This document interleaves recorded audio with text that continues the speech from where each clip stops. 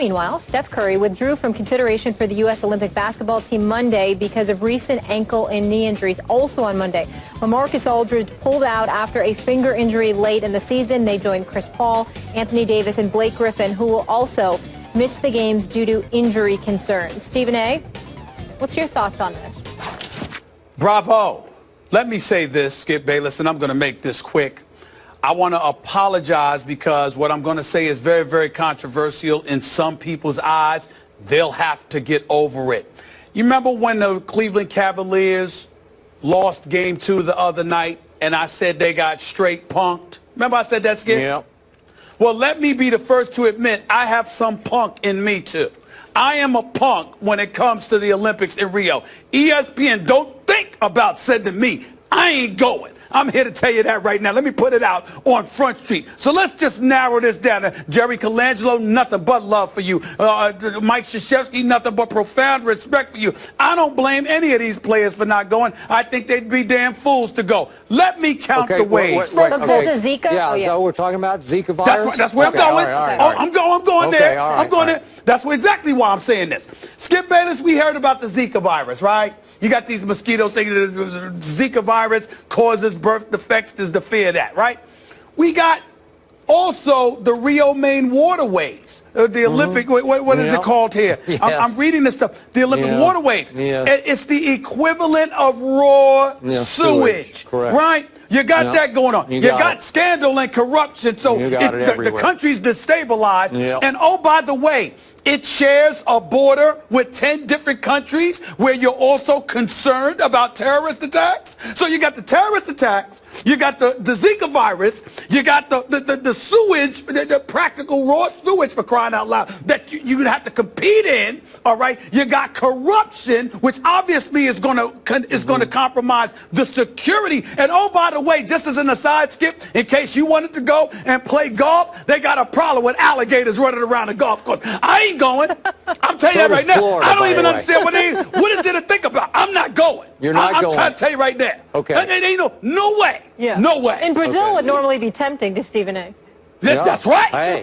That's on Rio. Hey. Yes, ma'am. Yeah. Yes, beaches. Nice scenery. Yeah. I ain't going. I'm not going. I'm just, please. Okay. Please. I think Steph Curry has legitimate excuses. He has been legitimately hurt, right, with ankle and knee injuries and even his elbow injury. So I'm giving him a big pass here. By the way, LaMarcus Aldridge, my Spur, he doesn't deserve to go anyway after he didn't show up against Oklahoma City. So he's out just on general purposes. That's just me. But I'm going to take this seriously, and I've said this many times on the show, at the risk of sounding un-American. I just don't care whether all these players go represent us and show the world we have the mightiest basketball going. I know we do. I got it. I look back at the scores of those games back in 2012 at London. They went 8-0, and they got a little bit tested by Lithuania and Spain, but they won by an average of 33.4 points a game, and I don't want to see them rout Tunisia 110-63. I just don't care that much about it. Skip, I completely agree with you, but let me be very, very clear to you and Molly. I'm not playing. I mean, look. No, I got it. Yeah. It's Let scary. me be very, very. Yeah, they got legitimate injuries, and I get it. I don't care if they were 100% healthy. You're living in this great country of ours with the money that they're making, with all the places in this world that they could go, and you're going to go there? Corruption, security issues, Zika virus, sewage, and the water that's raw sewage, and alligators on a golf course, and please, there's nothing to think about. I don't understand why Mike Krzyzewski and Jerry Colangelo's going. I'm not going to lie. I can't. I'm not going. I'm trying to tell you that right now. No way. No way. Makes no sense. Stay home. I think ESPN should send you to cover please, basketball. Please, please. I will invoke my rights as an employee and as an American citizen, and I would refuse to go. I have no desire to go to Brazil this summer. Now, maybe next summer, maybe they'll clean everything up. Maybe they'll stop being destabilized. Nobody will be here. But right now, we want you safe. We want you safe. Going. We're all on board with that, on board with Steph as well. Up next, we will reveal the results we asked you earlier. Who do you want to play for? Harbaugh, that's who Skip went with, or Saban, that's who Stephen A. went with? Break the tie for us when we come back. We had a great first quarter, but they were still making the tougher plays. I thought they got to all the 50-50 balls. They were tougher than us and more aggressive. And, you know, holding them to 19 points in the first quarter was really good for us. But I just thought over the course of the night, they just continued to make the tougher plays. That was Ty Lue after their Game 2 loss. Now, according to Westgate Las Vegas Superbook, the Warriors are favored by 1. Stephen A., what should Lue do moving forward in this series to try to make this a series? I think you give J.R. Smith 1 quarter to see if he can get open and be aggressive. If it doesn't work out, you bench him. You bring in Matthew Dellavedova for defensive purposes, and you put Kyrie Irving at the 2. I think you take Timothy Mozgov, you immediately insert him in the lineup with Tristan Thompson and LeBron James. You go big. You get, with that front court, along with Dellavedova out there, you get big and rough and physical and completely change the complexion of the game and the series. You make it ugly. You slow the ball down. You make it happen. That's what you do. You get physical. And most importantly, he's got to get into their face and to let them know and to remind them, you got to come here to fight. You know, you just like you got to trick or treat with effort, you got to do everything else with effort. You got to show up and fight. You can't just bow down to the altar of the Golden State Warriors and come across like you've just tanked it, like you've just completely given up and you've gotten your heart snatched out of your chest. You've got to make this physical. You're going to sacrifice some things to some degree. You're going to find yourself in a situation where you can't guard these boys because they can hit perimeter shots. I get that. But I'm talking about setting a physical tone to let them know there are going to be aches and pain that come along with their play. And once you do that, then you could sit up there and interchange things, go a little bit small at times, get a little bit finesse at intervals during the game, et cetera, et cetera. LeBron has to be in complete attack mode. He has to go for it. Outside of that, get physical. And that's by putting Mozgov and Dellavedova in the lineup, moving Kyrie to the 2, and do what you got to do. Go big, get physical, make it ugly. I agree with you on Mozgov, but the first thing I'm going to do if I'm Ty Lue, I'm going to pull LeBron James aside probably today. I'm going to challenge his manhood. I'm going to say it's just unacceptable the way you played in the first 2 games. You played like it was some Tuesday night in Minneapolis. Can't be that anymore. This is you and all of you. You have to set the tone. You have to figuratively go down swinging with all your might. That's what I'd start off with, because it's all going to sort of generate from LeBron's energy tomorrow night. And I do expect him to show up and show out. But I'm also with you. When I look at Ty Lue trying to go small against Golden State's small, or as they call it, their death lineup, first game was -26, small versus small. Last game, -23. You are getting blown off the floor when you go small to small. So the rookie head coach has to wake up, smarten up, and say, hey, I can't do that anymore. And now he has a chance, if Kevin Love can't play, go back to a Mozgov. Now, he's David Blatt's guy, and I don't know if there's any pride on the line here. But I look at Mozgov's numbers in the first 4 games of the finals last year, 16-7, 17-11. And bad game in Game 3, though he did have 4 blocks. But Game 4, when they did get routed at home, he had 28-10. Well, that's pretty good. So mix it up. You're right. Change the whole flow, the physicality of the game, because Mozgov will give him a different look against Bogut. And maybe Bogut can't dominate the first quarter the way he did the other night. Well, somebody needs to attack him and try to get him out of there as well. And again, if you're getting to the free throw line, if you're doing those kind of things, you're slowing the pace, which benefits you more so than it may benefit Golden State. By the way, it also avoids a whole bunch of switching, because you can't expect those big guys to switch and get guys on the perimeter. As a result, you're staying home to guard your man, and you're not getting backdoored 3 to 4 times in the first quarter, and Lord knows how many times over the course of 48 minutes. You're not going through that, and that's what they need to think about. I agree. Fair enough. And on a lighter note, you mentioned J.R. Smith. He's putting together a reality show, and if you make a large enough donation, Skipper Stephen A., you might get a speaking role. Just wanted to throw that out there. You said, are you joking? No, I'm being serious. He's really about to be have a reality TV show? Yes. See, this is the damn problem. This is the problem right here. That's what you're telling me during the finals? Now we're hearing that he's going to have a TV show? A TV show for a dude that's played 69 minutes and only shot the ball 9 times? Yeah. Well, wait a second. I think JR is going to have to pay Stephen A. Smith a whole lot of money to be part of that reality show. So he's been on the floor for 69 minutes. Yep. He's only attempted 9 shots, has only made 3 as the starting shooting guard, and we're talking about him having a reality TV show? That's what y'all telling me? Well, bad things happen in reality shows, right? It can be ugly. This is the problem with America. I was just suggesting a cameo maybe for you two. I thought it could be good exposure. This is the problem with America.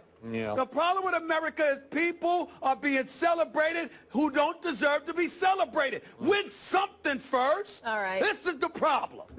Let's go to break. Let's just go to break. Speaking this is disgusting. Speaking of people being celebrated for winning something, the Broncos visited the White House yesterday in celebration of their Super Bowl victory, but one key player decided to skip the activities. Find out who skipped and why after this.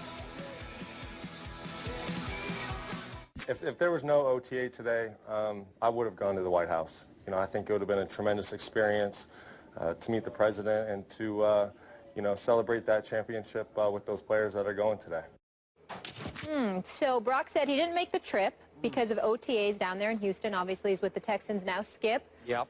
You buying this reasoning? Molly, Stephen A., I'm not buying that reasoning, and I think it's nothing but an excuse on the part of a Brock Osweiler who did not want to have to face his former teammates, and especially his former GM and president, John Elway, whom he ran out on after Elway had groomed him to take the job post-Peyton Manning. He basically left his teammates and that GM, the great John Elway, high and almost dry at quarterback, at least for next year. My take from the start was that Brock Osweiler did not want to have to face or have to live up to the pressure of following the great Peyton Manning, who, of course, replaced Brock Osweiler in the final regular season game in the second half against San Diego and then led Denver to a Super Bowl title. He wanted no part of having to live up and follow Peyton Manning. So when the Houston Texans offered to dramatically overpay him with, what, 4 years, $72 million? $37 million 37 guaranteed. What? He took the money and he ran to Houston, which doesn't have nearly the quarterback legacy there. So he figures there won't be quite as much pressure, although I think there'll be a great amount of pressure thanks to that $37 million guaranteed. So after Elway groomed him, nurtured him, brought him to the boiling point of taking over the quarterback job, nope, I'm out. I'm going to Houston. So how could he face Elway and company at the White House? Well, let me say this, Skip. First of all, I'm inclined to agree with you that he didn't want to face his former teammates, former organization, that he left essentially high and dry. Although it's all about business, and we understand and forgive any NFL player that wants to go about the business of getting his money, there was an investment that was made in him by John Elway. There was a level of faith and confidence that they displayed in him. It was clearly his team moving forward. And, you know, one would argue he hoodwinked them, at least to some degree. All right. Having said all of that, let me also say this, not to get political, but I'm really getting sick and tired of seeing players coming up with excuses not to go to the White House under President Obama.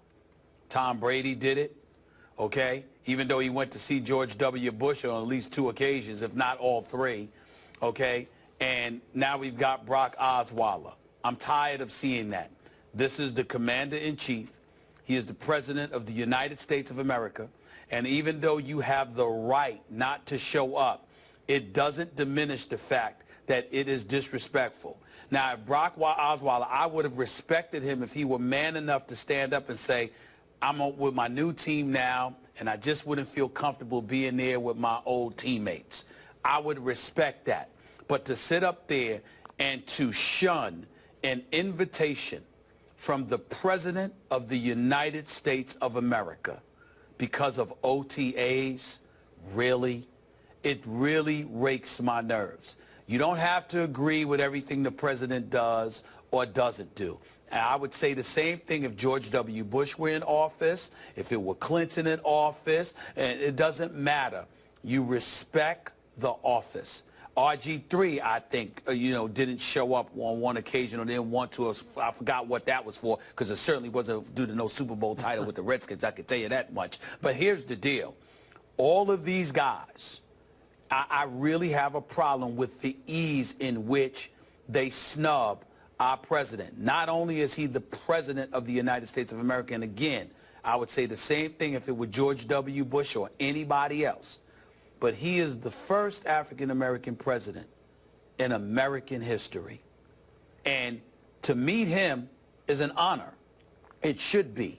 And the fact that these guys don't take it upon themselves to take him up on an invitation where all it's for is to honor your accomplishments, I personally believe, is disrespectful to the office of the presidency of the United States. And I just think that needs to be said. I'm with you, but I have no knowledge. I have read and heard nothing about Brock Osweiler's declining this invitation to be politically motivated at all. I didn't say that. No. I'm not accusing him of that.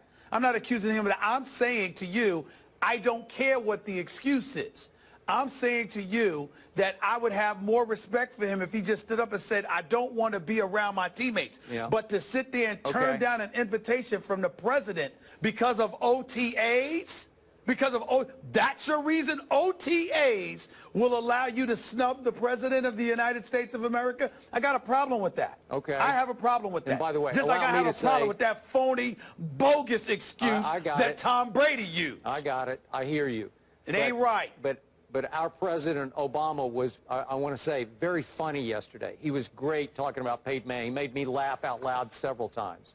He was phenomenal, but again, whether he's phenomenal or not, whether it was him or George W. Bush or Clinton or Ronald Reagan, God rest his soul, or I don't care who it is, the presidency of the United States is, that's the commander-in-chief, man. That's the highest office in the land. It's the leader of the free world. He calls you to celebrate you.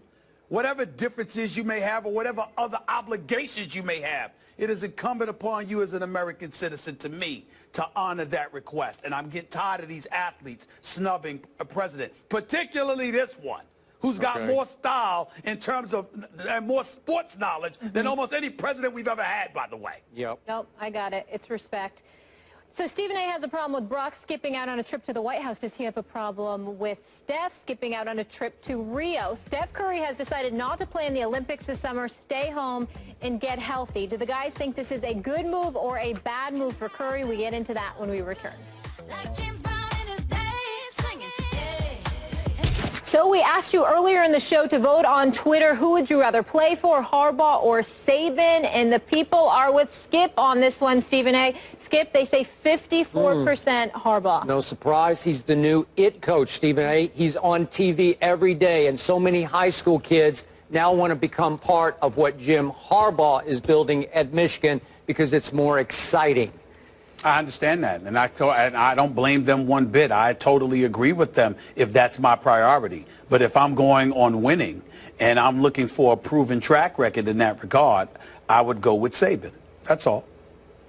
All right. Okay. I think Jim Harbaugh is going to win a national championship in the next couple of years. I believe you, but until he has, Nick Saban's got 4. Book it. Go Big Blue. Roll Tide. See you guys tomorrow. Have a great day. There we go. A little better than mine. Sound like you're howling at the moon.